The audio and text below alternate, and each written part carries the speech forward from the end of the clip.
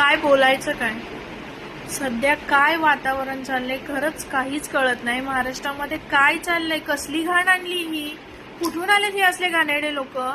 हा ज्यांना नाती समजत नाहीये। नसरापूरची केस आता कुठेतरी थोडीशी शांत वाटत होतं, तर पुन्हा दुसऱ्या दिवशी हे सुरू झालं।